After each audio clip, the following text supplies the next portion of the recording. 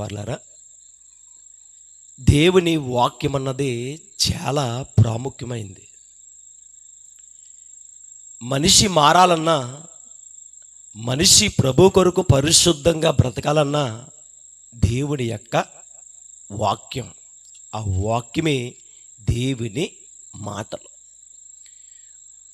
చాలామందికి వాక్యం వినాలంటే నిన్న దినాన్ని మాట్లాడుకున్నాం, జ్ఞానము మనుషులకి అసహ్యం అంటే ఆయన మాటలు వినడానికే చాలామందికి ఇంట్రెస్ట్ చూపించకుండా నిర్లక్ష్యంగా ఉండేవారు ఈ సమాజంలో ఉన్నారు. దేవుని వాక్యాన్నే పక్కన పెడితే అసలు మన బ్రతుకులు ఏమన్నా మారతాయో సార్ ఆలోచించండి కదా. ఈ వాక్యము కొరకు కొందరు ప్రాణాలు అర్పించి దేవుని కొరకు వారి జీవితాలను సజీవ త్యాగముగా ప్రభువుకి సమర్పించుకున్నారు. ఈ బైబిల్ని, ఈ ధర్మశాస్త్రాన్ని మూసివేసిన ఏమండి బంధించాలి అనుకున్నా కానీ ఇంతవరకు కూడా ఎవ్వరు, ఏ మనుషుడు కూడా ఈ పరిశుద్ధమైన గ్రంథాన్ని ఆపలేకపోయారు. బయటకు రాకూడదని బంధించినా కానీ వాక్యం మరింతగా ప్రజలలోకి వచ్చింది. ఎందుకంటే ఆయన మాటలను ఎవ్వరు ఆపలేరు.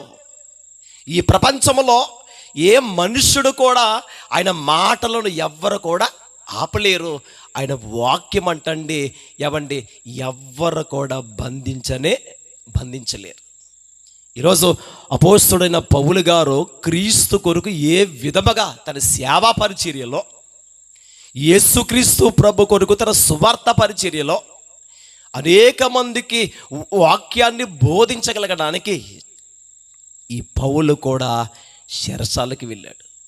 ఒకసారి చూద్దాం, చెరసాలకి వెళ్ళినా కానీ తన గురేంటో ఒకసారి నేర్చుకుందాం. తిమోతికి రాసిన రెండవ పత్రిక, తిమోతి గారికి రాసిన రెండవ పత్రిక 2వ అధ్యాయము 9వ వచనం.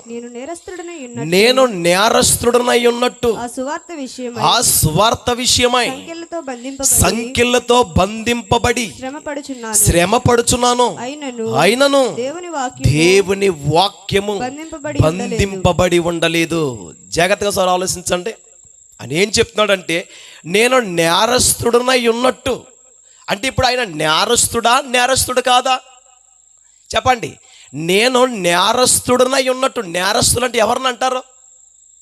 హత్య చేసిన వారిని, మానబంధాలు చేసిన వారిని, ఏమండి అత్యాచారం చేసిన వారిని, దొంగల్ని, దోచుకున్న వారిని, వీళ్ళ నేరస్తులు అండి. ఇదిగో వీళ్ళని తీసుకుని వెళ్ళి ఎక్కడ వేయాలి? చెరసాల్లో వేయాలి. చెరసాల్లో వేసి వీళ్ళని బంధించాలి అని అలాంటి వారిని నేరస్తులు అంటారు. పౌలు గారు మార్చున్న మాటను మనం జాగ్రత్తగా ఆలోచిస్తుంటే, నేను నేరస్తుడనై ఉన్నట్టు ఆ సువార్త విషయమై, ఏ విషయం అంటండి? సువార్త విషయమై సంకెళ్ళతో బంధింపబడి శ్రమపడుచున్నాను. అయినను నేను చెరలోనికి వెళ్ళాను. తిమోతి గారికి రాస్తున్నాడు. ఎక్కడి నుంచి అండి? చెరసాల్లో ఉండి,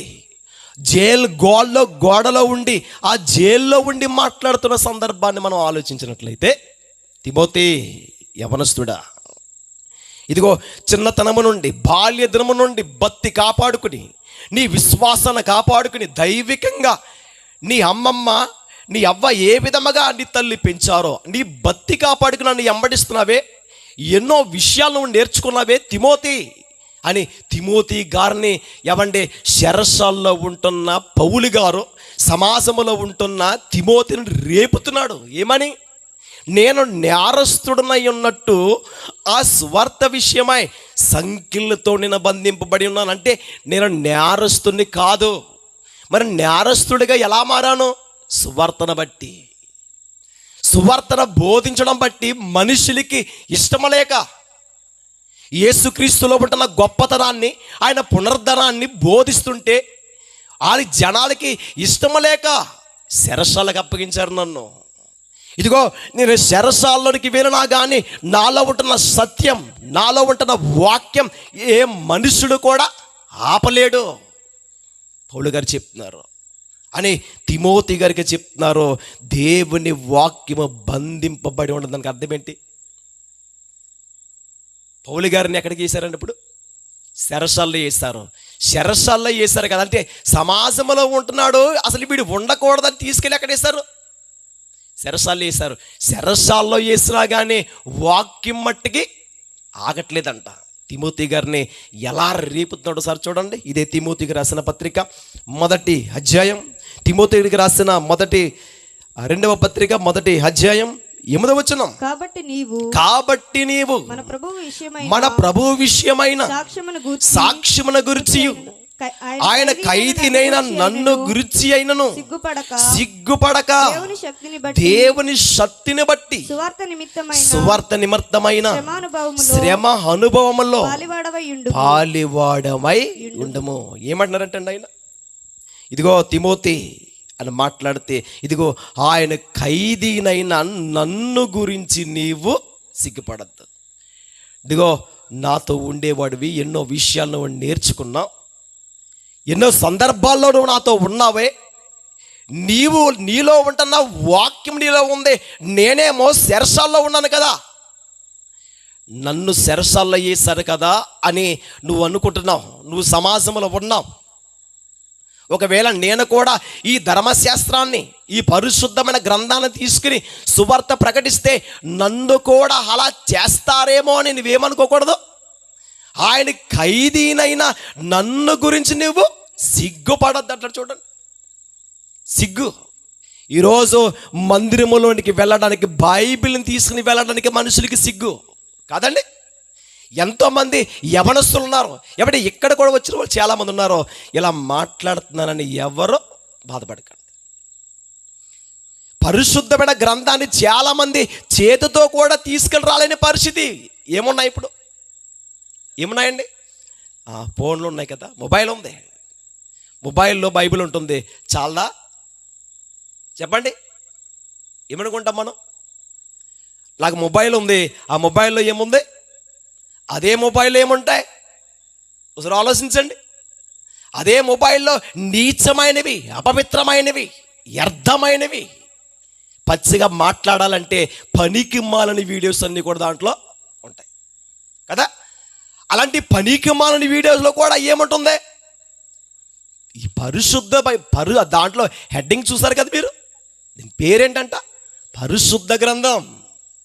ఆ పరిశుద్ధమైన గ్రంథాన్ని ఎంత జాగ్రత్తగా చూసుకోవాలి, ఎంత జాగ్రత్తగా దేవుని సన్నిధిలోకి వెళ్తున్నప్పుడు నా గ్రంథం ఇది, నా జీవితం ఎలా ఉంటుందో, నా బ్రతుకు ఎలా ఉంటుందో, నేను ఏ విధముగా నా గురిని ఈ భూమి మీద ఉంటున్నప్పుడు కొనసాగించాలో నేర్పించేది, నడిపించేది, ఎలా ప్రవర్తించాలో, ఎలా నడుచుకోవాలో, పరలోకానికి నువ్వు ఎలా వెళ్ళాలో కూడా నీతో ఖండిస్తూ, గద్దిస్తూ కూడా నీతో మాట్లాడుతూ బలపరిచేది ఏంటనుకుంటున్నారో ఆయన పరిశుద్ధమైన గ్రంథం.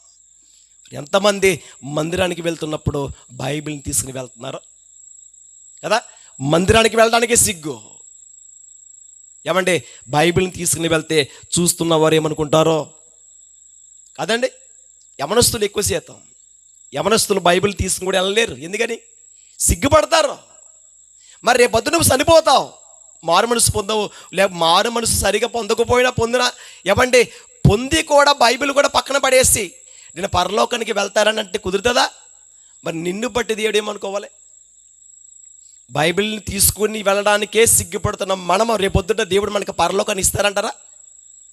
ఎవడైనా తిమోతి గారితో మాట్లాడుతున్న సందర్భాన్ని మనం చూడగలిగితే కనుక, కాబట్టి నీవు మన ప్రభు విషయమైన సాక్ష్యముల గురించి, ఆయన ఖైదీనైనా నన్ను గురించి నువ్వేం పడకూడదు, సిగ్గుపడకూడదు. ఎందుకని?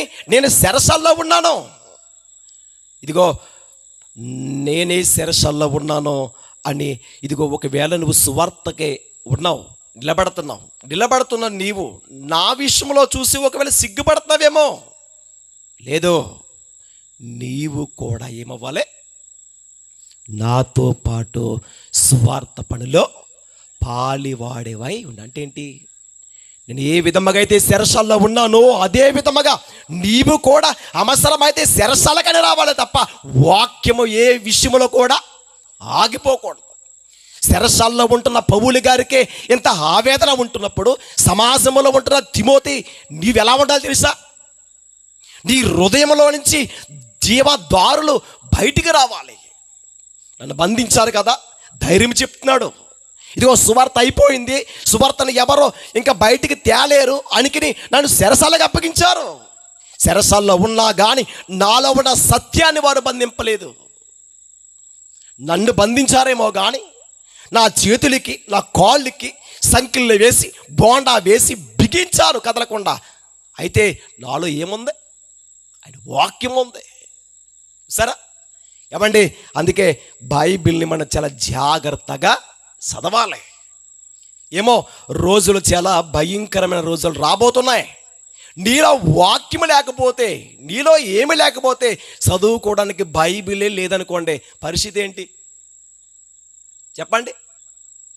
బైబిల్ లేకపోయినా కానీ ఆయన మాటలండి ఎక్కడ నింపుకోవాలి? హృదయంలో నింపుకోవాలి. పౌలు గారు మొత్తం హృదయంతరంగంలో నింపేసుకున్నాడు. ఆయన పాట పాడితే కదిలిపోవలసిందే. ఆయన వాక్యం చెప్పితే ఏ మనిషి అయినా సరే మారవలసిందే. అందుకే అంత ధైర్యముగా చెప్పాడు పౌలు గారు. నేను చెరసాలకి వెళ్ళినా కానీ నాలో ఉంటున్న సత్యాన్ని వారు ఆపలేకపోయారు. తిమోతి, నేను చెరసాల్లో ఉన్నాను, నువ్వు సమాజంలో ఉన్నావు. నువ్వు నాకంటే సువార్తను ఇంకను అనేక మందికి తెలియపరిచే అవకాశం ఉంది. అవసరమైతే నీవు నాతో పాటు శ్రమలలో నువ్వేమవ్వాలి? పాలివాడవై ఉండు. మరి పౌలు గారు చెరసాలకి ఎలాగెళ్ళారు? పౌలు గారిని చెరసాలకి ఎందుకు అప్పగించారు? నేరస్తుడు కానీ మనుషులుగా మార్చారే.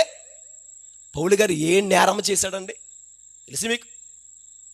మనుషులంటే ఎప్పటి జైల్లో పెడతారు చాలామందిని. అండ్ ఎందుకు వేశారండి ఆయన అంటే, ఇదిగో బ్యాంకులో ఉంటున్న డబ్బును దోచుకున్నాడు.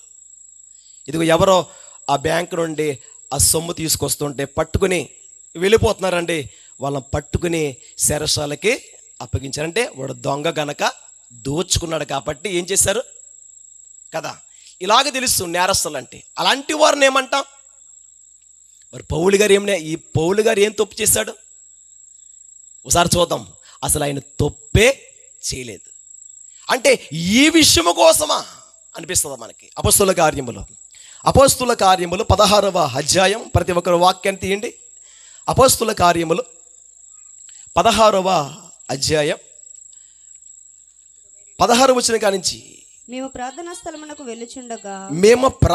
స్థలముకు వెళ్ళుచుండగా ఆ చాలా జాగ్రత్తగా ఈ మాటలు చూడండి. పుతోనాను దయ్యము పట్టినదై. మేము ప్రార్థన స్థలముకు వెళ్ళుచుండగా పుతోనా అనే దయ్యము పట్టినదై సోది చెప్పుట చేత తమ యజమానులకు బహులాభము సంపాదించుచున్న ఒక చిన్నది మాకు ఎదురుగా వచ్చును. ఆమె పౌలును మమ్మలను ఎంబడించి ఈ మనుషులు సర్వోన్నతుడైన దేవుని దాసులు వీరు మీకు రక్షణ మార్గము ప్రచురించి వారై ఉన్నారని కేకలు వేసి చెప్పును. ఏమండి, ఆమె ఎవరండి? ఒక చిన్నది. పుతోనా అనే దెయ్యమ పట్టి పిచ్చి చేష్టలో చేస్తుంది. అంతేకాదు ఆమె వెనకాల కొందరు ఉన్నారు తన యజమానులని. ఈమెని అడ్డం పెట్టుకుని ఆమెను నిలబెట్టుకుని మాయ మాటల చేత చెప్పించుకొని అనేక మనుషుల్ని మోసపరుస్తూ ఏమండి ఆమెని నిలబెట్టుకుని డబ్బును కూడా వారు ఏం చేస్తున్నారట అంటే లాభాన్ని సంపాదించుకుంటారంట. అలాంటి సమయంలో పౌలు గారు అపోస్తలుడైన పౌలు గారు వాక్యాన్ని బోధిస్తూ ఏమండి అంతేకాదు అంతకంటే ముందు తుయతేర పట్టణస్థురాలైన లూదియా విషయంలో ఈ సందర్భాలు జరుగుతూ ఉంటాయి. ఆయన అలా వెళ్ళి మరొక ప్రాంతంలోనికి ఆయన వస్తున్న సందర్భంలో 16వ వచనంలో మనకు కనపడ్డది కదా, మేము ప్రార్థనా స్థలముకు వెళ్ళుచుండగా. అంటే ఎవరెవరో? పౌలు గారు, శీలలో ఈ పౌలుశీలలో నుండి ప్రార్థనా స్థలముకి పిలుచుండగా ఏమంటే ఆ సందర్భంలో కనబడుతున్న ఈ మాటను మనం చూడగలిగితే గనక పుతోనా అనే దయ్యం పట్టిన చిన్నది ఏం చేస్తుందంట? సోది చెప్పుట చేత తమ యజమానులకు, ఆ మాట చూడండి, తమ యజమానులకు బహులాభము సంపాదించుచున్న ఒక చిన్నది మాకు ఒక ఎదురుగా చిన్నది మాకు ఎదురుకొచ్చిన చూడగానే ఎవండి దయ్యము తనలో ఉంది. ఉండగానే మరి ఏమనుకున్నారు చెప్పండి? ఏమనుకున్నారు? ఇదిగో ఆమెలో ఉంటున్న దురాత్మ గమనించి పౌలు గారు ఏం చేశారు చెప్పండి? కింద చదువుతాం 18వ వచనం. ఆమె ఇలాగూ అనేక దినములు చేయుచుండెను గనుక పౌలు వ్యాకులపడి దాని వైపు తిరిగి నీవే ఈమెను వదిలిపమ్మని యేసుక్రీస్తు నామమున ఆజ్ఞాపించుచున్నానని ఆ దయ్యముతో చెప్పెను. వెంటనే అది ఆమెను వదిలిపోయెను. చూడండి ఆయన ఏం చేశారు చెప్పండి. ఇప్పుడు దెయ్యాన్ని ఇది మంచిది కాదా? మంచిదే కదండి. అలా చేయడం బట్టి ఏమంటే తన యజమానులు ఎవరైతే ఉన్నారో మాకు రావలసిన లాభం అంతా పోయింది. ఇదిగో ఇదంతా వీళ్ళు చెడగొట్టారు అని చెప్పి మనుషులందరూ, ఊరిలో ఉన్నవారందరూ, న్యాయాధిపతులు ఎవరైతే ఉన్నారో వాళ్ళందరూ కూడా గుంపు కూడి పౌలు గారి దగ్గరికి వచ్చారు. ఏమని? 19వ వచనం. 19. ఆమె యజమానులు తమ లాభ సాధనము పోయినని చూచి పౌలును శీలను పట్టుకుని గ్రామపు చావిడిలోనికి అధికారుల యొద్దకు ఈడ్చుకుని మాట చూడండి. అంటే దయ్యాన్ని విడిచిపెట్టాడంతే. ఏమంటే అదైనా వారు పరిశుద్ధాత్మతో నింపబడిన వారు కాబట్టి, దేవుని చేత పిలవబడిన వారు కాబట్టి పౌలు ప్రార్థించగానే ఆమెలో ఉంటున్న దురాత్మ విడిచిపోయింది కదా. వెంటనేనంటండి ఆమె యజమానులు తమకి రావలసిన లాభసాధనం అంతా ఏమైపోయింది? పోయినని చూచి పౌలు శీలను పట్టుకున్నారంట. గ్రామపు చాబిడిలోనికి ఏం చేశారు? అధికారుల యొద్దకు ఈడ్చుకుని. అసలు ఆలోచించండి, ఎవరిని ఈడ్చుకెళ్తారు? ఎవరినండి? తను చేసిన తప్పేంటి? వాళ్ళని పట్టుకుని ఈడ్చుకుని వెళ్ళడం ఏంటి? ఎవరిని వీడ్చుకెళ్తారండి? చెయ్యలేని నేరాన్ని ఎవరైనా చేశారనుకోండి కదా, తప్పు చేశారంతే. ఎందుకు? మేము ఇక్కడ భీమవరంలో నేను పని చేస్తున్నప్పుడు మరి ఇలా మాట్లాడాలో తెలియదు కానీ ఆ కాంతాళ్ళు వేరుతారు కదండి, ఏరుకుంటారు కదా. వెళ్తుంటే అక్కడ రాడ్లు పట్టుకెళ్తున్నారు అంతే. పట్టుకెళ్ళిపోతున్నాడంట. అక్కడ సిసి కెమెరాలు ఉన్నాయి. దాంట్లో చూసి వెంటనే ఆ వాచ్మెన్ వెంటనే వచ్చేసి వాళ్ళని పట్టుకుని దవడ మీద కొట్టి ఆ కాళ్ళ పట్టుకుని ఈడ్చుకుని వెళ్ళిపోయాడు. ఎందు విషయంలో? అక్కడ ఉంటున్న రాడ్లు ఐరన్ ఉంటాయి కదా, అవి పట్టుకెళ్ళడం బట్టి, దొంగతనం చేయడం బట్టి. మరి వీళ్ళేం చేశారు? ఒకసారి మీరు బాగా ఆలోచించండి. సువార్త ప్రకటించారో.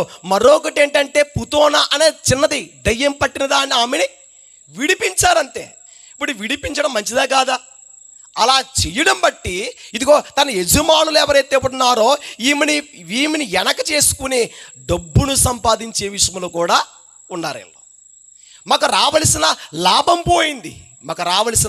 పోయింది అని చెప్పి ఇది వేల వల్లే అని చెప్పి ఏం చేశారు తెలుసా అండి? పౌలు శీలను పట్టుకున్నట్టండి గ్రామపు చాబిడిలోనికి అధికారుల యొద్దకు ఈడ్చుకుని పోతున్నారంటే ఒకసారి ఆలోచించండి. అలా పట్టుకుని వీడ్చుకుని వెళ్ళిపోతున్నారు. మాట్లాడుతున్నాను, ఒక సేవకుణ్ణి అలా వీడ్చుకుని వెళ్తే అసలు మనం ఎలా ఫీల్ అవుతాం సార్ ఆలోచించండి.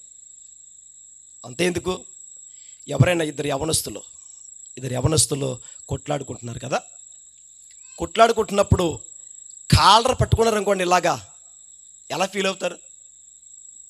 నీవు నన్ను కాలర్ పట్టుకుంటున్నావా?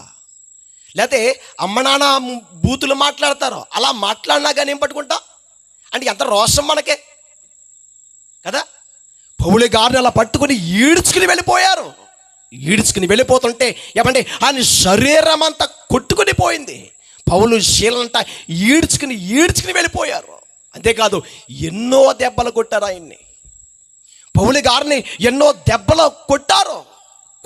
కొట్టి శరసాల నాయకునికి అప్పగించారు. అప్పటికి ఎన్నో దెబ్బలు కొట్టారని పౌలు గారిని. సరే, దేనికోసం అనుకుంటున్నారో? సువార్త కొరకు. ఇలా వెళ్ళిన అపోస్తలుడైన పౌలు గారు మాట్లాడుతున్న సందర్భాన్ని. అంతేకాదు చాలా మంది వచ్చారంట, చాలా మంది. 22వ వచనం చూడండి. అప్పుడు జనసమూహమును వారి మీదకి దుమ్మిగా మాట చూడండి. అంటే ఏంటి? ఒక్కడి మీదకి ఏమంటే మొత్తం ఊరు వారందరూ వచ్చేసారనుకోండి, ఎలా ఉంటుంది? ఎలా ఉంటుందమ్మా? ఒక ఆయన మీద కంటే అంటే ఏమండి గ్రామంలో ఉంటున్న ప్రతి ఒక్కరు కూడా ఎవరి దగ్గరికి వచ్చేసారు తెలుసా? దుమ్మిగా వచ్చి చదువుదాం. న్యాయాధిపతులను వారి వస్త్రములను లాగివేసిరి, వారిని బెత్తములతో కొట్టవలనని ఆజ్ఞాపించిని. ఏమండి ఇప్పుడు సార్ ఆలోచించండి, మనకు వస్త్రాలు ఉన్నాయి కదా, ఈ వస్త్రాలు అందరి ముందు వస్త్రాలు తీసేస్తే నిజంగా ఎలా ఉంటుంది సార్? ఆలోచించండి. మనలో మాట ఏమండి, అంతే ఎందుకు లింగి ఉన్నా ప్యాంట్ ఎవరైనా అంటే యవన వయసులో ఉంటున్న కుర్రోళ్ళగా ఉన్న వారే సిగ్గుపడతారు. సెట్ లేకపోతేనే సిగ్గుపడతారు కదా. ఎవరైనా యవనస్తులు వస్తుంటేనే సిగ్గుపడతారు. వాళ్ళు ఇలా ఉండకూడదు కదా, టవల్ ఏది కప్పుకోవాలనుకుంటారు. వస్త్రాలే తీసేస్తే చెప్పండి ఎలా ఉంటుంది? క్రీస్తు విషయంలో ఎన్ని నిందలు అవమానాలు పౌలు గారు కనబడుతున్నాయి చూడండి.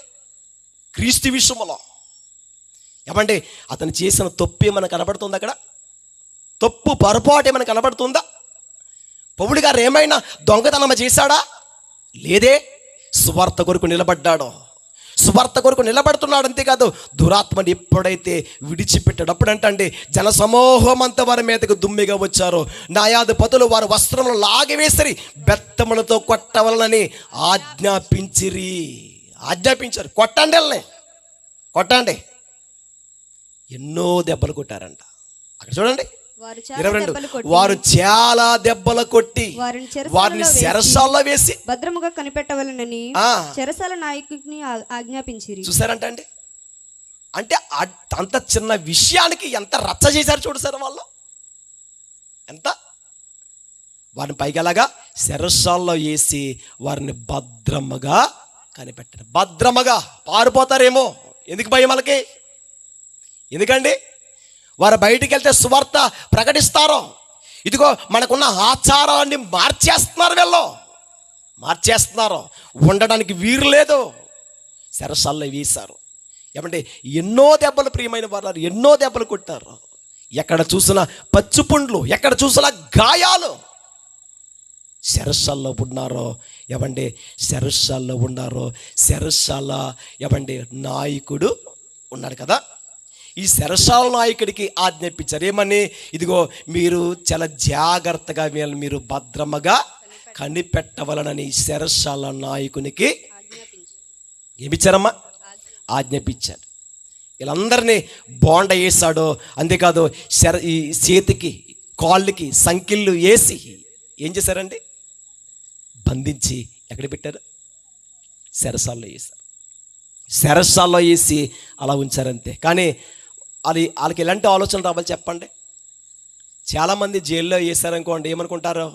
బంధువులు కానీ స్నేహితులు మనకనుకోండి, ఇదిగో ఏ అధికారిని పట్టుకోవాలి, ఏ ఎమ్మెల్యే గారిని పట్టుకోవాలి బయటకు రావడానికి కదా.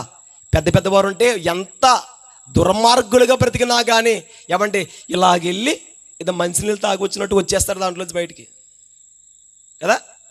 లేరు అలాగా? అలాంటి పరిస్థితులు కూడా ఉన్నాయి. అంతే ఎందుకు, ఇప్పుడు మనం రోడ్డు మీదకి వెళ్తామండి, రోడ్డు మీదకి వెళ్తున్నప్పుడు పోలీసు వారు ఉంటారు. అక్కడ గమ్ముని ఆ బండోళ్ళు పట్టుకున్నారనుకోండి, వెంటనే మన తెలిసిన వాళ్ళు ఉంటారు, ఆ ఎమ్మెల్యే గారికి ఎవరికో ఫోన్ చేస్తే ఆయన మా ఓడు నన్ను వదిలేని అంటది. ఏం చేస్తారు? వదిలేసే పరిస్థితి కదా. మరి తను ఏం చేస్తున్నారండి? చెరసాల నాయకునికి ఆజ్ఞాపించి భద్రముగా కనిపెట్టారంట. భద్రముగా దాస్తున్నారు వాళ్ళని. ఇలా వంగడానికి లేదు, అలా వంగడానికి లేదు. అలాంటి సమయంలో పౌలు గారికి ప్రార్థన సమయం అంటూ అన్నది కూడా ఒకటి తెలుసా అండి? ఎంతమందికి ఉందో మనకి ప్రార్థన సమయం? ఏ టైంలో చేసుకుంటాం మనం ప్రార్థన? తెల్లవారుజామున చేస్తాం కదా. భోజనానికి ముందు కుటుంబ ప్రార్థన చేస్తాం, అవునా కదా? ఎప్పుడు చేస్తామండి? తెల్లవారుజాము చాలామంది 5, 6, 4, కొందరు ఇంకా 3 గంటల నుంచి చేసేవారు ఉన్నారు. భక్తిపరులు ఉన్నారు, చాలామంది విశ్వాసులు ఉన్నారండి. ఉదయాన లెగిసి మోకరించి దేవుని సన్నిధిలో ప్రార్థించే బిడ్డలు చాలామంది ఉన్నారు. కొందరు ప్రార్థించరు అనుకోండి, ప్రార్థన చేయరనుకోండి, వారికి ఇంచుమించు 9, 10, 11 మనుషులు కూడా ఉన్నారు. నిద్ర లెగిసేవారు లేరా? ఉన్నారు. 11, 10 అయిపోద్ది లెగిసినప్పటికీ. ఇంకెంతసేపు నిద్రే వీళ్ళకి. ప్రార్థన ఎప్పుడు ఉంటుంది వాళ్ళ జీవితంలో? ప్రార్థన ఏముంటుంది? ఇంకా నిద్రే, పడుకోవడం కదా. ఇలాంటి మనుషులు కూడా ఉన్నారు. కానీ పౌలు గారిని అంటండి ఇన్ని దెబ్బలు, పౌలుశీలను ఇన్ని దెబ్బలు కొట్టినా కానీ మధ్యరాత్రి వేళ వాళ్ళకి ఏమొచ్చింది అనుకుంటున్నారో? అప్పుడే దెబ్బలు కొట్టారో, ఏ సమయంలో తీసుకెళ్లి చెరసాలకు అప్పగించారో ఇక్కడ లేదు. కానీ మధ్యరాత్రి వేళ వాళ్ళకి ఏమొచ్చింది అనుకుంటున్నారో? మెలుకు వచ్చిందంట. ఏమన్నా అంతే ఎందుకు? మనం ఉదయం నుండి సాయంకాలం వరకు కష్టపడి పని చేస్తే మన శరీరం అంతా నలిగిపోయింది అనుకోండి, ఏమంటాం? పని చేసి వచ్చామనుకోండి, ఇంటికి వచ్చిన తర్వాత ఆ కుర్చీలో అలా కూర్చోమడిపోయి, ఇంట్లో కొడుకు కానీ కూతురు కానీ ఉందనుకో, ఏమే పిల్ల కొన్ని మంచినీళ్ళు తీసుకురా, ప్రయాణం చేసి వచ్చాను అలసిపోయాను, లేదా పని చేసి వచ్చాను అలసిపోయాను అంటాం. అంటే పని చేసే విషయంలోనే ఉదయం నుండి సాయంకాలం వరకు పని చేస్తేనే అలసిపోయానని మన శరీరమే సహకరించదు కదా. మన పౌలు గారిని ఎన్ని దెబ్బలు కొట్టారు పౌలుశీలని చెప్పండి. అలాంటి సమయంలో కూడా వారికి ప్రేయర్ టైం అన్నట్టు ఉంది, ప్రార్థన సమయం ఒకటి ఉంది, అనుభవంతో ఉన్నాడు ఆయన. అలాంటి సమయంలో అంటే ప్రియమైన వారు 25వ వచనం, అయితే మధ్యరాత్రి వేళ పౌలును శీలయు దేవునికి ప్రార్థించుచు కీర్తనలు పాడుచుండరి, ఖైదీలు వినుచుండరి. జాగ్రత్తగా ఆలోచించండి. మధ్యరాత్రి వేళ అంటే ఏంటండి? ఏ సమయం లెక్కేదా ఏమ్మా? 12, 1 గంట, 2 ఈ 3 వేసుకోండి. ఇదే బాగా చీకటి కదా. 12, 1 గంట, 2 ఈ 3 గంటల సమయంలో ఏదో సమయంలో వారు ప్రార్థించారు. అదే మధ్యరాత్రి వేళ. 1 గంట టైంలో ఎవరైనా నడుస్తారా? రోడ్ల మీద కనపడతారా? చెప్పండి. అలాంటి సమయంలో వారికి ఏమొచ్చింది? మెలుకు వచ్చింది. మెలుకు ఎందుకు వచ్చింది?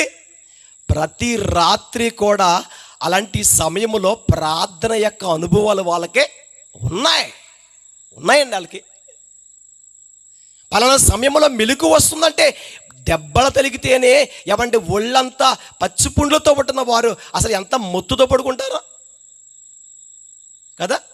అలాంటి సమయంలో మెలుకు వచ్చి లెగిసి ప్రార్థన చేస్తున్నారంటే, నిజంగా ప్రార్థించుచు కీర్తనలు పాడుతున్నారంటే, కీర్తనలు చూడండి. ఆ టైంలో కీర్తనలు పాడతామా? కీర్తనలో ఆ బాధతో ఆవేదనతో ఉంటున్న వారిలో కూడా కీర్తనలు వస్తున్నాయంటే, పైగా శరశాల్లో చాలా మంది ఉన్నారు అక్కడ. ఆ మాట కనపడుతుంది. ఎవరమ్మలా?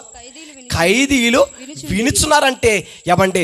పౌలుశీలను పాడుచున్న పాటల యొక్క హృదయాంతరంగంలోనికి ఎవరి హృదయంలోనికి కదిలిస్తున్నాయి? ఖైదీలు అంటే ఇప్పుడు వారు ఖైదీలు కానీ పౌలుశీలలు ఏమీ ఖైదీలు కాదు. సరే, ఖైదీలు వినుచున్నారు అంటున్నాడు ఆయన. ఇలా పాడే పాటలే ఖైదీల్ని కదిలిస్తున్నాయంటే నిజంగా వాళ్ళ పాట ఎంత అద్భుతంగా ఉందో సార్ ఆలోచించండి. హృదయాన్ని కదిలించినట్లుగా వాళ్ళ పాటలు ఉన్నాయో చూడండి. ఆ సమయంలో మధ్యరాత్రి వేళలో కూడా వాక్యము చదివికునే అంత స్థితిలో ఉంటున్న వారు కీర్తనలు పాడుచు ప్రార్థిస్తుంటున్నప్పుడు వారు పాడే పాటలే ఖైదీల యొక్క హృదయాలనే కదిలిస్తున్నాయంటే ఎంత మధురముగా ఉంటున్నాయో, పాడే పాట కూడా ఎంతగా ఆకర్షణగా ఉంటుందో సార్ చూడండి. హృదయాన్ని కదిలించే పాటలుగా పాడినట్లుగా కనబడట్లేదా?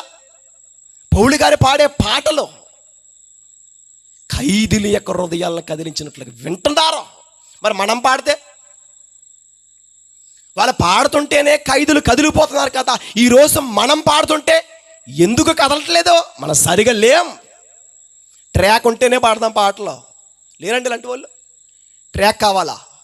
ట్రాక్ ఉంటే నువ్వు పాడేదండి. ఎవరైనా పాడతారు ట్రాకుల మీద. ట్రాకులు కాదు, దేవునికి స్వరం ఇచ్చాడు కదా, వాయిద్యములు ఉన్నాయి కదా. ఏమండి, ఒకరిని చూసి ఒకరు దీనికి అలవాటు పడిపోయారు. ట్రాకులు కాదు ప్రియమైన వారులారా. దేవుడి సంగీతాలు ఇచ్చాడు. వాయిద్యముల చేత ప్రభుని ఆరాధించాలి. ఇది మంచిదే. ఏమండి, మన ట్రాకుల వల్ల మనుషుల దృష్టిలో భలే పాడాడండి, ఆ టోన్ ఎలా ఉందో అలా పాడాడండి అని అనుకుంటామే తప్ప, అది కుమార్తె అయినా కుమారుడైనా ఎవరైనా సరే పాడుచున్న పాటల్లో పరమశిస్తూ ఒక దావీదు గారిని తలంచుకోండి. కీర్తన గ్రంథాన్ని చాలామంది ఎక్కువ శాతం బైబిల్లో ఎక్కువగా 100%, 100% చదువుతున్న బైబిల్లో ఏం చదువుతారండి? ఎక్కువ శాతం కీర్తనలు కదా. ఎందుకని? దాంట్లో ఎక్కువ శాతం ఆశీర్వాదానికి సంబంధించినవి, మనకు కావలసినవి అన్నీ ఉంటాయి దాంట్లో ఎక్కువగా. అందుకే కీర్తనల గ్రంథాన్ని ఎక్కువగా చదువుతూ ఉంటాం కదండి. కీర్తనలో పాడాలి. ఇదిగో నీ స్వరం ఎలా ఉంటుందో ఆయన చూడడం, నీ స్వరం ఎలా ఉంటుందో చూడ ఆయన. మనస్సు పూర్తిగా హృదయపూర్వకంగా వాయిద్యములు ఉంటేనే కొందరు పాడతారు, కొందరు పాడరు. ఇప్పుడు ఆర్కెస్ట్రా ఉందనుకోండి, చాలామంది పాడడానికి ఇష్టపడమా? ఎందుకని? సంగీతం అలాంటిది, సంగీతంలోంచే వాయిద్యములు అలాంటివి కాబట్టి అది చక్కగా అనిపిస్తుంది. కానీ ఎప్పుడైనా డ్రమ్ము కొట్టుతున్నప్పుడు కానీ సింగిల్గా పాడుతున్నామా? నిజంగా అప్పుడు మనస్సారా పాడితే అసలు మనలో ఏ టాలెంట్ ఉందో తెలిసిపోద్ది. మనస్ఫూర్తిగా ఏమండి, మన కీర్తన పుస్తకాన్ని తీసుకుని మనస్ఫూర్తిగా వాయిద్యములు లేకుండా పాట పాడండి. అలా పాడుతున్నప్పుడు ఎంతమంది ఆకర్షింపబడుతున్నారో సరే ఆలోచించండి. ఎంతోమంది కీర్తనలు చాలా శ్రేష్టమైంది. ఎంతోమంది పాటల చేత కూడా అనేక మంది బిడ్డలు రక్షింపబడిన వారు ఉన్నారు. పాటల చేత మారు మనసు పొందిన వారు ఉన్నారు. ఎంతోమంది చక్కటి సంగీతాన్ని ఇచ్చి విలువైన ఆణిముత్యములు కలిగిన పాటలు సమాజానికి అందించిన సేవకులు ఎందరో ఉన్నారు ప్రియులారా. ఏమండి, అలాగే మనం పాడే పాటలంటండి హృదయంతరంగాల్ని కదిలించాలి. అది నేర్చుకోండి. పాటలు ఎప్పుడైనా సరే ఇదిగో నీ స్వరం ఎలా ఉంటుందో దేవుడు చూడడం.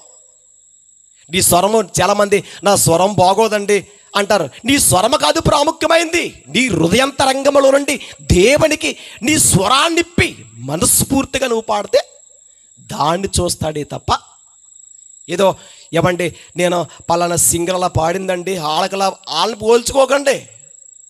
వాళ్ళని పోల్చుకుంటే మనుషుల్ని అందుకే నేను మనుషుల్ని సంతోషపెట్టేవాడిని అయితే అది పౌలు అంటారు కదండి ఒక సందర్భంలో, నేను మనుషుల్ని సంతోషపెట్టేవాడిని అయితే, అంటే ధనం కోసం, డబ్బు విషయం కోసం మాట్లాడే సందర్భంలో కదా.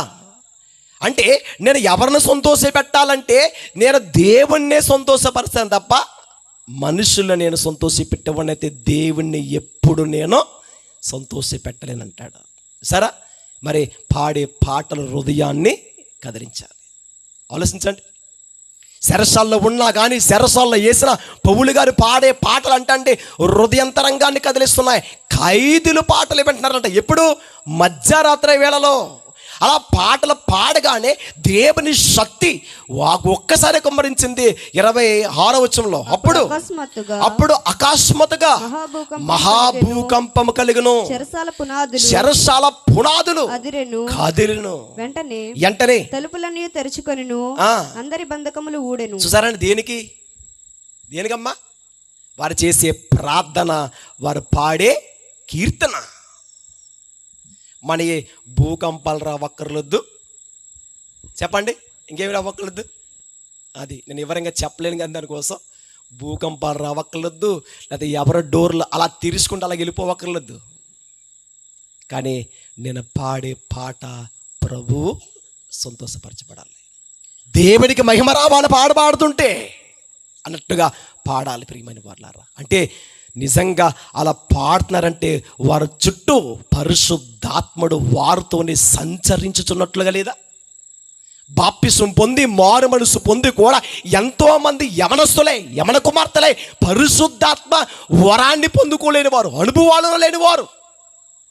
మారు మనసు పొందగానే వారిలోనికి రావాల్సింది ఏంటి తెలుసా? పరిశుద్ధాత్ముడు బలముగా దిగాలి. ప్రియమైన వారు, అప్పుడే మనం పాడే పాట మనుషుని కదిలిస్తుంది. మనం పాడే పాట అనేక మంది హృదయాల్ని కదిలిస్తుంది.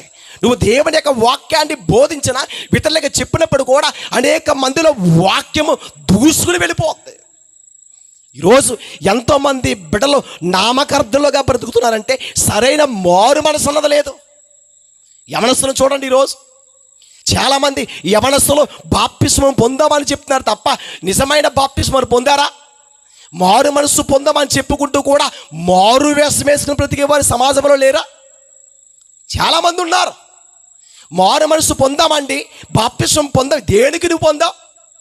దేనికి పొందావు? నువ్వు పేరుకు మాత్రమే పొందావు. నీలో భక్తి లేదు, నీలో యథార్థత లేదు, నీలో మంచి లేదు, నీలో నీతి లేదు. మరి నీతి లేనప్పుడు, మార్పు లేనప్పుడు నువ్వు మారు మనసు పొందవని ఇలా చెప్పుకుంటున్నావు. మారు వేషం వేసుకున్నావు, మారు వేషం. అందుకే క్రీస్తులోనికి వస్తున్నాం అందరికి అర్థమైనది తెలుసా? మన శరీరాన్ని, మన దేహాన్ని దేవునికి సజీవ యాగముగా సమర్పించుకోవాలి. ఆయనకి కాలిపోవాలి బలిపీఠం దగ్గర. ఇదిగో ఈ లోకములో ఆశలకు వద్దు, ఈ పాపం వద్దు, నాకు నా ప్రభువు నాకు కావాలి. ఛాలెంజ్గా నిలబడిన వారు ఉన్నారా ఎవడస్తులు? చెప్పండి. ఒకరోజు నేను కూడా సినిమాలు, శికారాలు, పనికిమాలి విషయాలలో నేను కూడా ఉన్నవాడినే. నేనేదో గొప్పని కాదు. నేను రిలీజ్ సినిమా అవుతుంటే ఏమంటే రిలీజ్కి టిక్కెట్లు నేను హైదరాబాద్లో ఉండేవాడిని. నేను వర్క్ చేసే దినాల్లో రిలీజ్ సినిమా రాగానే రాత్రి పగలు కూడా అక్కడ ఉండేవాడిని. ఎందుకంటే మొట్టమొదటి షో నేను చూడాలి. మనం చూసారండి, మన ఏదో సినిమా రిలీజ్ అయింది కదా, మీ అందరికీ తెలుసు. నిజంగా ఎవరికి బాధ? ఎవరికండి? కుటుంబానికి బాధ కదా. చూసా వాడు ఏమన్నా సంతోషిస్తాడా? కావాలంటే ఏమిస్తాం? డబ్బులు ఇస్తారు. డబ్బులు ఇస్తే దానికి ప్రతిఫలం వచ్చేస్తుందండి? చెప్పండి. దేవుడు జీవితాన్ని ఇచ్చింది ఏదో మన సంతోషముగా ఉండి ఆనందానికి అలవాటు పడాలని కాదు. ఈరోజు ఎంతోమంది ఏమంటే దేవుని భయం లేకపోవడం బట్టే భక్తిహీనులుగా బ్రతుకుతున్నారు. ఎందుకంటే వాక్యమే చేత నువ్వు ఏ రోజైతే కట్టబడ్డావో అప్పుడే నీ దేవునికి నీ జీవితాన్ని సమర్పించుకున్నావు అనుకోవాలి. ఎవరండి? ఆశలు ఎవరికి కావాలి? ఈ లోకంలో భోగాలు ఎవరికి కావాలి? యోసేపుని చూస్తారు ఎప్పుడన్నా? ధర్మశాస్త్రం లేని కాలంలో యోసేపు మనకు తెలుసు కదా. చెప్పండి, ధర్మశాస్త్రం ఏ కాలంలో వచ్చిందండి? చెప్పండి. మోషే కాలంలో. మరి అంతకంటే ముందు ఉందా? లేదు కదా. ఆ టైంలోనే, అలాంటి టైంలోనే ఏమంటే యోసేపుకి పాపం చేసే అవకాశాలు ఉన్నాయా లేవా? ఉన్నాయి. ఉన్నా కానీ పాపానికి లిగ్గిపోయాడా? పాపానికి ఏమైనా అవకాశం ఇచ్చాడా? పొతీఫర తన భార్య ఎంతో సౌందర్యవంతురాలంట, ఆమె అందగత్తి. ఆమె చూడగానే చూడమచ్చడుగా ఏమంటే ఎంతో అందముగా ఆకర్షింపబడుతుంది ఆమె. ఇదిగో ఆమెతో పాపం చేస్తే ఆనందాన్ని నేను అనుభవిస్తాను అనుకున్నాడా? ఇదిగో నీ భర్త లేడు, సైనికులు లేరు, ఎవరు పనివారు లేరు, ఒంటరిగా ఉందే, ఇదిగో ఈమెతో పాపం చేసేద్దాంలే అనుకున్నాడు ఆయన? అనుకోలేదు ప్రియులారా. చూడండి, అనుకోలేదేంటి? బైబిల్ గ్రంథంలో ఎందరో భక్తులు ఉన్నారు. భక్తులు మనకి పాఠముగా నేర్పించడానికి దేవుడు ఆయన వాక్యతో మనతో మాట్లాడుతున్నాడు ఆయన. అలాంటి వారే పాపానికి అవకాశం ఇవ్వలేనప్పుడు మరి నువ్వెందుకు ఇస్తున్నావు? ఎందుకు ఇస్తున్నావు? అందుకే ఈరోజు మనిషికి భయం లేదు ప్రియమైన వారులారా. భయం లేదు. దేవుని భయం ఎప్పుడైతే కోల్పోయాడో దుష్టుడు వాడిని పట్టుకొని ఈడ్చుకుపోతున్నాడో ఎక్కడికి? పాతాళములోనికి. ఏమంటే పాపం అంటే, పాతాళం అంటే పాపము చేసిన వారిని పట్టుకుంటుందంట. ఎవరిని? పాతాళం ఎవరిని పట్టుకుంటుంది? పాపము చేసిన వారిని పట్టుకుంటుంది. యోసేపు పాపము చెయ్యలేనిది అండి, అయినా నిందపడి చెరసాలకి వెళ్ళి కూడా దెబ్బలు తిన్నాడు.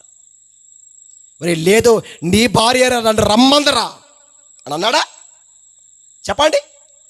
చెయ్యలేని తుప్పు కూడా ఏమండి ఆ నేరాన్ని తనమ తీసుకున్నాడంటే ఎంత మంచివాడో సార్ ఆలోచించండి. ఎంత మంచివాడో. యోసేపు లాంటి పిల్లలు యవనస్తులు ఉన్నారా? అతను ముసలోడండి, అయినా మనకలంటే యవనస్తుడే. అలాంటి యవన కాలంలో ఉన్నా కానీ తన పవిత్రతను కాపాడుకున్నాడేంటి? తన పరిశుద్ధతను కాపాడుకున్నాడేంటి? మరి ఈరోజు యవనస్తులు ఆలక వలె ఉన్నారా? తల్లిదండ్రులు చక్కగా ఒక మొబైల్ ఫోన్ కొంటున్నారు, ఓ మొబైల్ ఫోన్ కొనేస్తారు, ఇచ్చేస్తున్నారు కదండి. చక్కగా వీళ్ళు ఏం చేస్తున్నారు? ఏమో మాట్లాడట్లేదు. ఏం చేయడం ఉందండి? మా పిల్లలు ఏం ఫోన్ మాట్లాడట్లేదు కానీ గేమ్లు వేసి వస్తున్నారండి. తర్వాత ఏంటమ్మా ఇది? చాలా ఉన్నాయి దాంట్లో.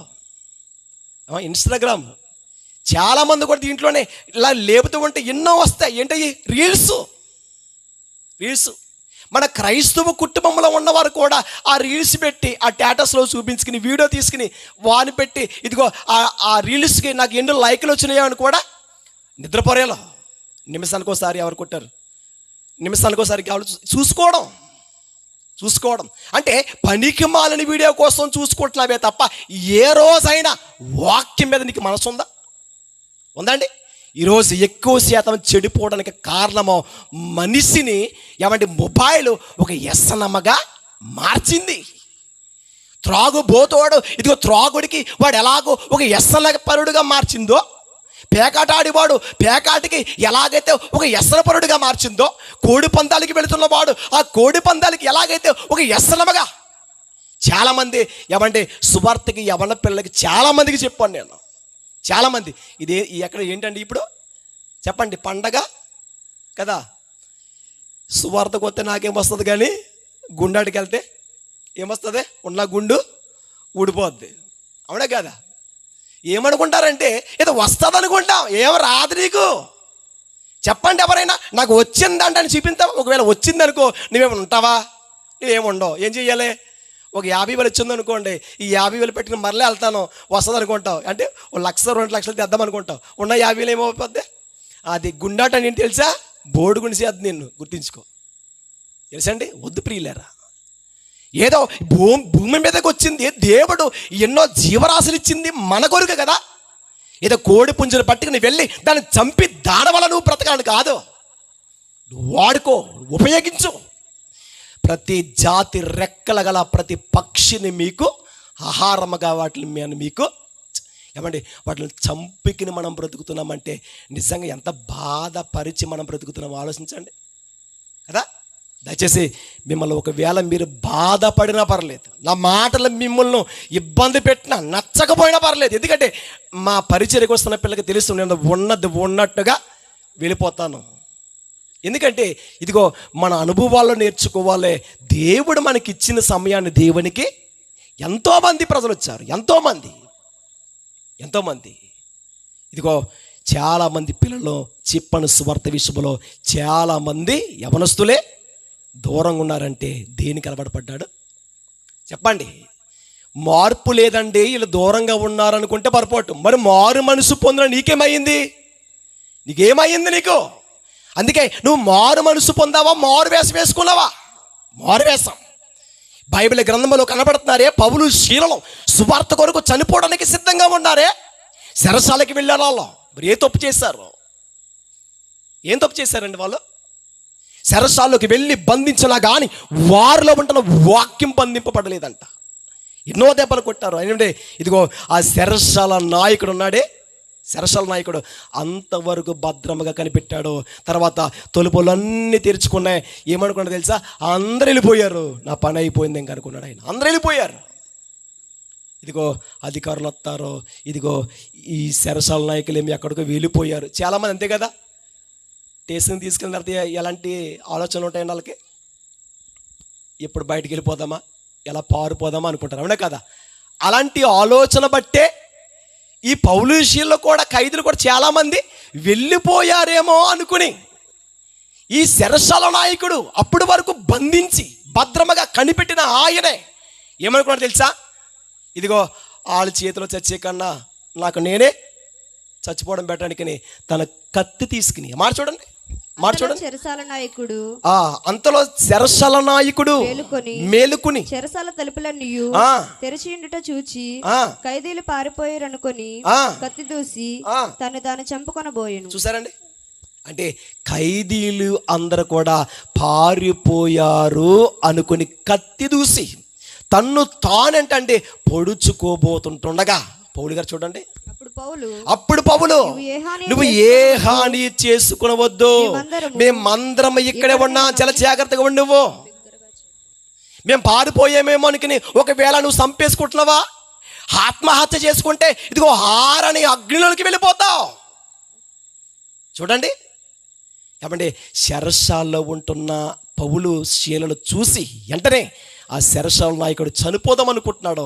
ఏమంటే ఇంతకు ముందే బంధించిన ఆయన చెరసాల్లో భద్రంపరిచి కాస్తూ వాళ్ళు ఎక్కడికి వెళ్ళకుండా చేతులకి కాళ్ళకి సంఖ్యలేసి భద్రమగా కనిపెట్టిన ఈ చెరసాల నాయకుడే పారిపోయారు అనుకున్నాడు. కానీ చనిపోదాం ఎందుకు వచ్చింది అనుకున్నాడు. ఎందుకంటే ఖచ్చితంగా ఆయన ఏం చేస్తారో చంపేస్తారన్న సంగతి అతను కూడా తెలుసు. అందుకే అలా చనిపోయే కంటే నాకు నేనే చచ్చిపోవడం బెటర్ అనుకున్నాడు. ఏమండి, వెంటనే అంత చీకటిగా ఉంది, కనబడుతుంది ప్రదేశం అంతా. అలాంటి సమయంలో ఏమండి పౌలు గారు ఎంత ధైర్యపరిచే మాట మాట్లాడుతున్నాడండి. ఎంత అండి, అప్పుడు పౌలు నువ్వు ఏ హాని చేసుకునవద్దు, ఇదిగో మేమందరము ఇక్కడనే ఉన్నామని బిగ్రమగా చెప్పగా అతడు దీపము తెమ్మని చెప్పి లోపలికి వచ్చి వణుకుచు పౌలుకును శీలకును సాగిలపడి. ఒకసారి ఆలోచించండి, ఎవరు వణుకుతున్నారు ఇక్కడ? ఎవరండి? చెరసాల నాయకుడు వణుకుతున్నాడేంటి? క్రీస్తు కొరకు ఒక్కసారి నువ్వు నిలబడితే ఎవరైనా సరే నిన్ను చూసి నీకు విధేయత ఇవ్వాలి, నీకు లోబడాలి. ఈరోజు లోబడేవారు ఏరండి? ఏమండి, ఇలా క్రైస్తవులు ఏంటండి, వీళ్ళు అసలు క్రైస్తవులేని వీళ్ళు అని మాట్లాడేవారు లేరా? ఎందుకండి పాడుతున్నారండి వీళ్ళ పాటలో? దేనికి పాడుతున్నారు వీళ్ళు పాటలో? ఎవరికి? ఇలా బ్రతుకులు సరిగా లేవు పాడుతున్నారు, ఈ జీవితాలు సరిగా లేవు పాడుతున్నారండి. మారలేని హృదయాలు ఎందుకండి మందిరానికి వెళ్తున్నారు? ఎందుకండి హృదయం తెరలేనప్పుడని అన్నుజనులు మాట్లాడుతున్నారు తెలుసా? అన్నుజనులు ఒక చెరసాల నాయకుడే వణుకుతున్నాడు. చూడండి అక్కడ సరే వణుకుతున్నాడు. పౌలులో ఉంటున్న గొప్పతనం ఏమీ లేదు ప్రియులారా. అంతా ఏముంది? దేవుని వాక్యముతో నింపుకున్నాడో ఆయనకి తెలుసు. ఎవరిని ఎలా మార్చాలో, ఎవరిని ఏ విధముగా క్రీస్తులోనికి నడిపించుకోవాలో ఆయనకి తెలుసు. ఇదిగో మేమందరం ఇక్కడనే ఉన్నాము బిగ్రమగా చెప్పగా లోపలికి వచ్చి వణుకుచు పౌలుకును శీలకును సాగిలపడి వారిని వెలుపలకు తీసుకుని వచ్చి. చూడండి, సాగిలపడ్డాడు. చూసారా? సాగిలపడి వారందరిని ఎక్కడ తీసుకొచ్చాడు? వెలుపలికి తీసుకొచ్చాడు. ఏమండి, ఆ వెలుపలికి తీసుకొచ్చిన తర్వాత అయ్యలారా రక్షణ పొందుటకు నేనేమి చేయవలెను? ఒకసారి చూడాలోచించండి. ఏమండి, తప్పు చేస్తున్న వారిని చెరసాలకు వేయగానే ఆ పోలీసు వాళ్ళని ఎలా చూస్తారు? మనకు తెలియదు ఇవేమి, ఎందుకంటే మనం వెళ్ళలేదు కదా కదండి. ఇదిగో సీసీ కెమెరాలు ఉన్నాయనుకోండి, వారిని చిన్న దెబ్బ కూడా కొట్టరు. అక్కడ వారిని ఎలా కొడతారనుకుంటున్నారు? ఇప్పుడు కెమెరాలు ఉన్నాయి కాబట్టి ఇదివరకు లేవు. ఏదో ఒక రూములోనికి తీసుకువెళ్ళి వాళ్ళని దెబ్బలు కూడా పైకి కనపడుకోకుండా కూడా కొడతారు తెలుసా? నిజంగా వాళ్ళు ఎంత నీచమగా ఎంచుతారనుకుంటున్నారు అలాంటి ఖైదీల్ని. ఏమంటే భీమవారిని ఒక అబ్బాయికి యాక్సిడెంట్ అయ్యింది, మా ఊరే. మరి చెప్పకూడదు అనుకుంటా. మన గుడాలరావు గారు ఉన్నారు కదా, ఆయనకి యాక్సిడెంట్ అయ్యింది. యాక్సిడెంట్ అయినప్పుడు భీమవరంలో పెట్టారు ఆయన్ని. అప్పుడు వెళ్ళినప్పుడు ఒక ఆయనకి మంచానకే, మీరు చాలామంది చూస్తారో నాకు తెలియదు కానీ ఆయన దగ్గరికి వెళ్ళి ఒకవేళ చూస్తే కనుక విషయం మీకు తెలిసి ఉండొచ్చు. పక్కనే ఆ రవి గారు అక్కడ ఉన్నారు. అయితే తన బెడ్ పక్కనే ఒక ఆయనకి కాళ్ళకి చేతికి కూడా ఏం చేశారు తెలుసా? లాక్ వేసేసారు. హాస్పిటల్లో ఉండడమాట ఆయన. అంటే ఆ చిన్నపిల్లను అక్కడ ఏదో చెప్పారని మర్చిపోయాను. ఆ చిన్నపిల్లను ఎవరినో తీసుకెళ్ళిపోతున్నారని తెలిస్తే వెంటనే పట్టుకుని ఆ లాక్ చేశారు వాళ్ళని. చూడండి, నిజంగా అలాంటి వాళ్ళు చాలామంది చుట్టూ ఎన్నో బెడ్లు ఉన్నాయి అక్కడ. చాలామంది చూసి భయపడిపోతున్నారు. చూసి నేను కూడా ఆయన్ని పలకరించడానికి వెళ్ళాను. చూసినప్పుడు ఈ సందర్భాలను అక్కడ చూడడం జరిగింది. అంటే అలా చేసిన వారిని ఏం చేశారు? కాళ్ళకి చేతికి కూడా ఆ మంచానికి గొలుసు వేసేసారు. దానికి అలాగా వేసారు. అలాగే ఏమంటే ఆయన చూసి ఎంతోమంది నీచంగా ఎంచారు లేదా? పౌలు గారు కూడా అలాంటి అనుభవాలు ఉన్నాయి. కానీ ఆయన ఏ తప్పు చేయలేదు. ఆయన మారకముందు అనేకమే ఉన్నాయి. మార్పు చెందాక క్రీస్తు కొరకు బ్రతకాలని కూడా తీర్మానించుకున్నాడు. ఏ సందర్భంలో మారాడో కూడా మనకు తెలుసు. అపొస్తలుల కార్యములు 9వ అధ్యాయం. ఎలాగండి చెప్తున్నానంతే మీకు సందర్భాన్ని. ఆ టైంలో దేవుడు మాట్లాడడం, తన హృదయంలో తీర్చుకుని ఎన్నో శ్రమలు కూడా అనుభవించాలని కూడా అక్కడ చెప్పడం కూడా జరుగుతుంది. ఏమండి, అలా వెళ్తుంటున్న పౌలు గారు ఏమండి ఇప్పుడు ఈ అధికారులే ఇదిగో ఆ చెరసాల్లో ఉంటున్న ఆ నాయకుడు వచ్చి ఏమండి అయ్యల్లారా అని అంటున్నాడా? చూడండి ఎంత గౌరవిస్తారు చూడండి. అయ్యల్లారా అని చెప్పి కింద రక్షణ పొందుటకు నేనేమి చెయ్యవలనను అందుకు వారు ప్రభువైన యేసు యందు విశ్వాసం ఉంచుము, అప్పుడు నీవును నీ ఇంటి వారును రక్షణ పొందుదురని చెప్పి అతని ఇంటినున్న వారికందరికి దేవుని వాక్యం బోధించిరి. చూసారంటే అండి, దేవుని వాక్యాన్ని చూసారా. శరసాలకి వెళ్ళాడు కదా, ఇప్పుడు శరసాలకి వెళితే ఇప్పుడు ఆ శరసాల ఏమైపోయింది చెప్పండి, ఏమైందండి? చూసావరా తన గురేంటి పౌలు గారిది. సమాజంలో వాక్యం చెప్తుంటే తీసుకెళ్ళి బంధించారు, మరి చెరసాల ఏమైంది? ఏమ్మా, మనం దేవాలయానికి వెళ్తున్నాం, దేవాలయంలో సరిగా లేము, ఇక సమాజంలో ఎలాగుంటాం చెప్పండి?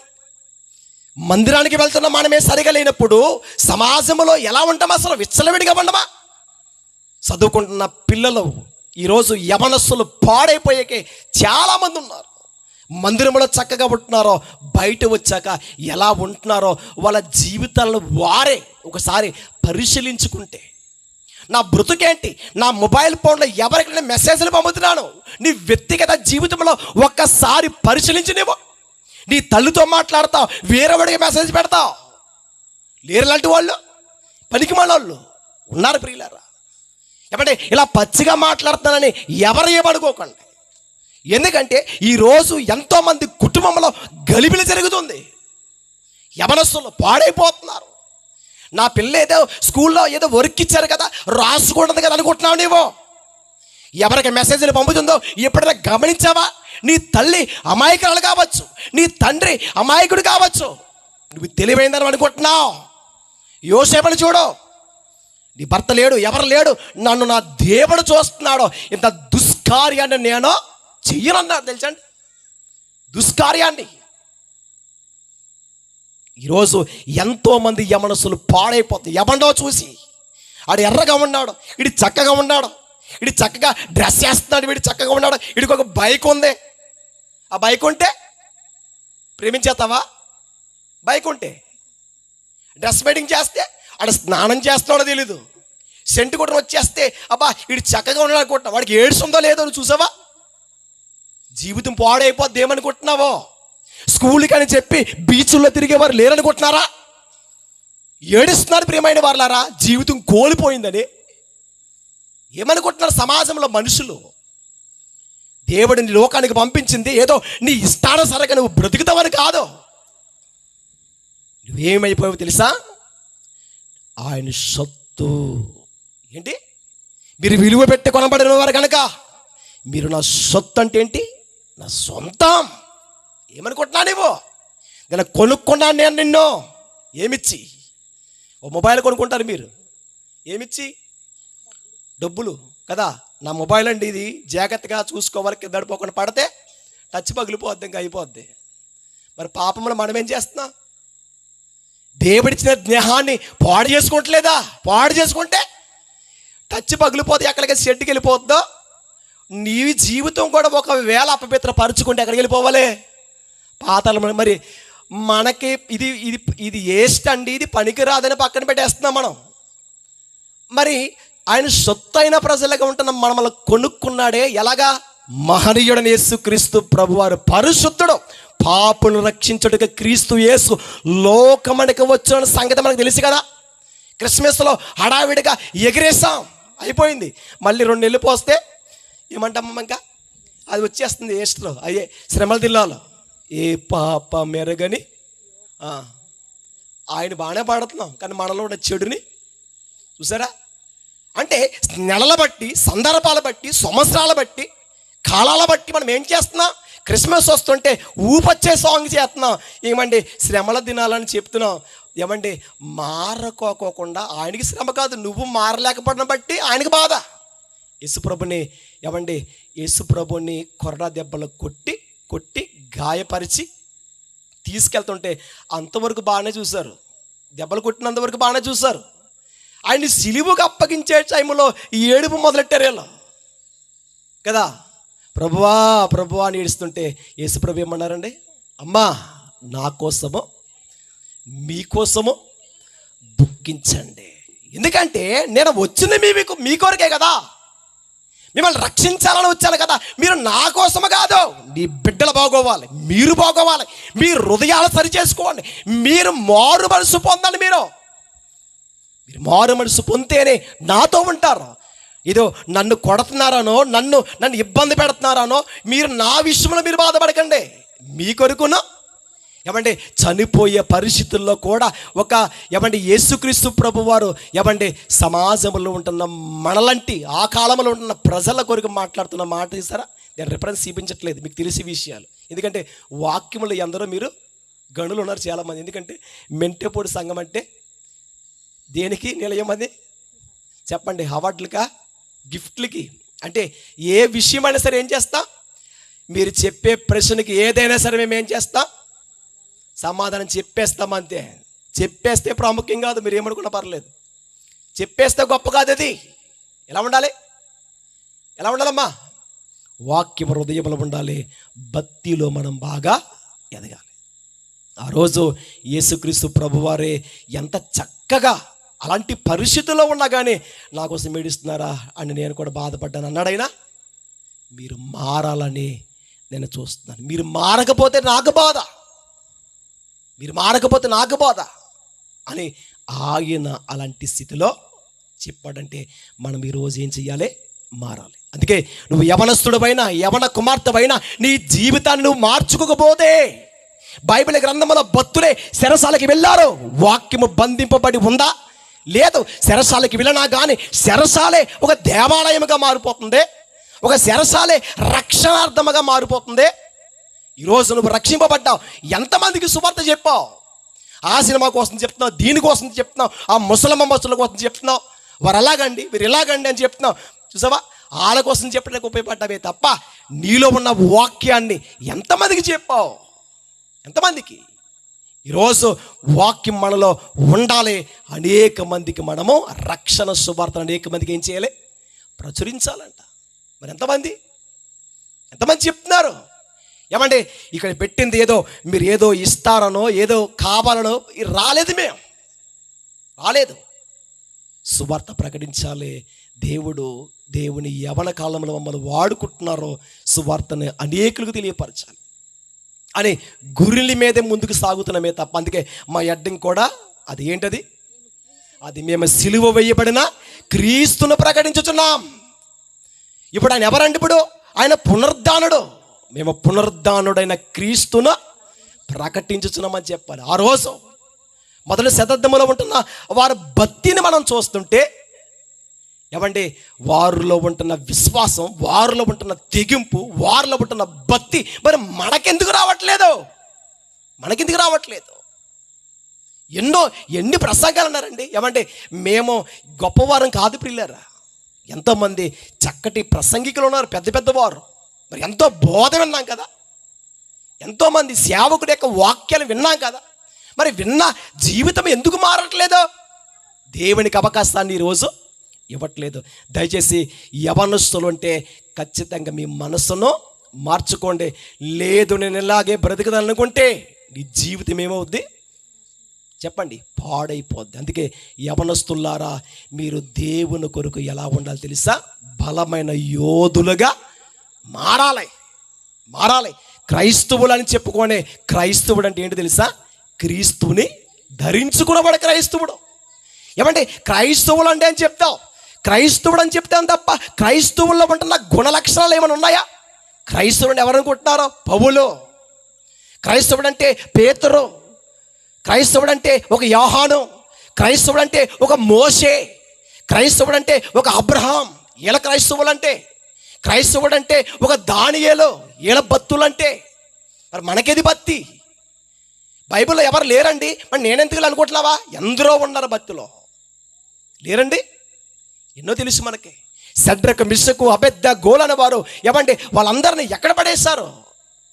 ఇదిగో మాకంటూ చట్టం ఉంది, మీరు తల వంచాలి, ఈ శాస్త్రానికి లోబడాలి, మేము చెప్పిన ఆజ్ఞకి మీరు తల వంచాలి. లేదు, తల వంచము.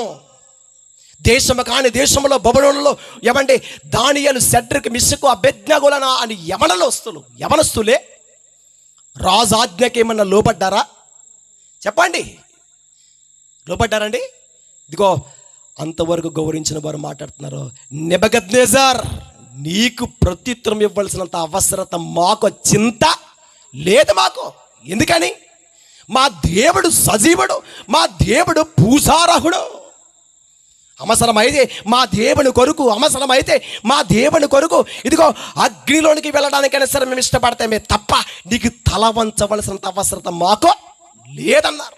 అయితే ఇలా తీసుకుని ఆ అగ్ని గుండంలో పడేయండిరా, ఇదిగో అది వేడంతలుగా చెయ్యండి అని చెప్పాడు కదా. సంతోషముతో వారు వెళ్ళిపోయారు. ఎక్కడికి? సంతోషముతో. వారి తలంటికలు కానీ ఏమంటే వారి బట్టలు కానీ కాలిపోయాయా? ఏం రాలేదు, మాడి వాసన కూడా రాలేదు. అంటే వారికి ఎంత తెగింపు ఉందో. ముగించుకుందాం. ఏమండి, ఎంత తెగింపుతో వారు ఉన్నారంటే, భక్తిగా బ్రతికారంటే అలాంటి భక్తులేరు ప్రియులారా. చెప్పండి, వృద్ధులా, యవనస్తులు, యవన కాలంలో మంచి వయస్సులో ఉంటున్న వారే దేవుని కొరకు ఛాలెంజ్గా నిలబడుతున్నారో, మారు మనసు పొందిన తర్వాత మనం ఎందుకు నిలబడలేకపోతున్నాం? సహవాసానికి బ్రేక్ అయిపోతున్నారు. ఏమంటే ఇదిగో పలానా దగ్గరికి వెళ్ళండి, ఇక్కడికి వెళ్ళండి, అక్కడికే కాదు, నువ్వు ఎక్కడికి వెళ్ళినా కానీ నీ జీవితాన్ని మార్చుకోవాలి. పలానా చోట కాదు, ఎక్కడైతే మంచి సత్యాన్ని ప్రకటిస్తారో, ఎక్కడ చక్కటి వాక్యాలు బోధిస్తారో, ఎక్కడి మనకి శ్రేష్టమైన ఆహారాన్ని పెడతారో అలాంటి సేవకుల దగ్గరికి వెళ్ళి ఏమంటే చక్కటి వాక్యాన్ని, అది ఎక్కడికి వెళ్ళినా పర్లేదు, వెళ్ళి వాక్యం అంటే మంచిదే.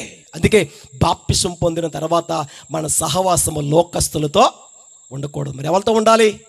క్రీస్తు పిల్లలతో ఉండాలి. ఎందుకంటే ఏమంటే ఇందాక సేవకులు మోషే మాయ గారు మాట్లాడారు కదా, మీరు అపోస్తుల యొక్క బోధలో కదండి, బోధ, సహవాసం, వారు రొట్టె విరుచుట విషయంలో, ప్రతి విషయంలో ఇంటింటా కూడా వారు ఏం చేశారు? ప్రార్థనలో వారు ఉన్నారే. మరి మనం ఉన్నామా? ఉంటే మంచిదే. లేని వారి కోసం మాట్లాడుతున్నాను. ఏమంటే ఉన్నారా అంటున్నారు, మేము ఉన్నామండి, ఓకే, సంతోషం.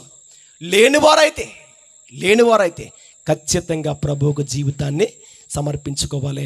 వాక్యము ఏమంటే వారు హృదయంలో బంధింపబడి ఉందంటారా? చెప్పండి. చెరసాలకి వెళ్ళిన చెరసాల ఏమైంది ఏమ్మా? అది మారు మనసులోనికి నడిపించాడు. ఏమండి ఆ నాయకుడే కాదు, ఏమండి ఎవరికి వచ్చింది చెప్పండి ఏమ్మా? తన ఇంటి వారందరికీ కూడా ఏం కలిగింది ఇప్పుడు? రక్షణ. ఇంటి వారికి ఏమండి అయ్యల్లారా రక్షణ పొందుటకు నేను ఏమి చేయవలనని అడుగుతున్నప్పుడు అందుకు వారు విశ్వాసముంచుము, అప్పుడు నీవును నీ ఇంటి వారు రక్షణ పొందుదని చెప్పి అతనికి అతని ఇంటినున్న వారందరికి దేవుని వాక్యము బోధించిరి. రాత్రి ఆ గడియలోనే అతడు వారిని తీసుకుని వచ్చి వారి గాయములు కడిగెను. వెంటనే అతడు అతని ఇంటి వారందరూ బాప్తిస్మం పొందిరి. చాలండి. చూసారా, కొట్టిన వారే ఎవరి గాయాలు కడిగారు చెప్పండి. చూసారా, అంటే ఎంతోమంది కొట్టారు ప్రజలు. అంతకంటే ముందు ఈ చెరసాల్లో ఉంటున్న నాయకులు కూడా కొట్టిన, బాధ కలిగించిన, ఏమండి ఇదిగో వారికి అలాంటి స్థితిలో ఉంటున్న వారే బాప్తిసం పొందింది. ఆ చెరసాల నాయకులే కాదు, తన ఇంటి వారందరూ కూడా ఏమోరమ్మా బాప్తిసం పొందారంటే నిజంగా ఆ కుటుంబంలో రక్షింపబడి దేవుళ్ళలోనికి వచ్చారంటే ఎంత చక్కగా పౌలు గారు చెప్తారు చూసారా. అందుకే తిమోతి గారి కోసం తిమోతి, నేను సువార్త నిమిత్తము సంఖ్యలతో బంధింపబడి ఉన్నాను, అయినను వాక్యం బంధింపబడి ఉండలేదు.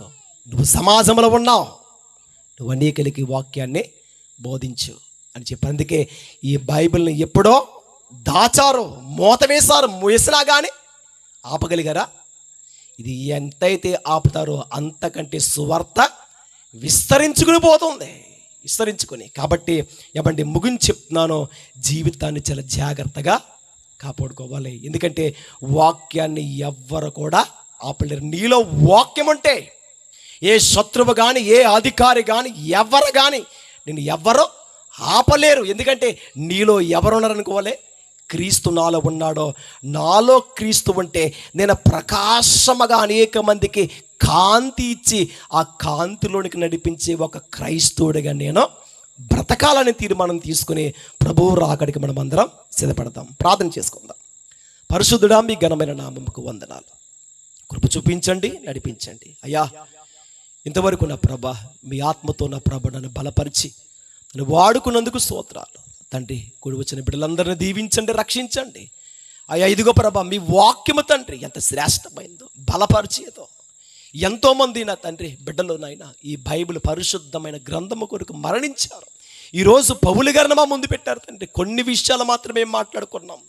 పౌలు గారు ఇంకా అనేక సందర్భాల్లోనైనా చెరసాలకి వెళ్ళి అనేక నిందలు, అనేక అవమానాలు, ఆకలి దప్పులు తండ్రి, ఎన్నో విషయాలలో ప్రభ పౌలు గారి శ్రమలు మాకు కనబడుతున్నాయి తండ్రి. ఇదిగో నాయన కొన్ని విషయాలు దేవా, మేము మా జీవితం కూడా భూమి మీద మేము కూడా అలాగ స్వార్థ కొరకు మేము బ్రతకాలని ఈ అవకాశం ఇచ్చారని మేము కూడా తెలుసుకో.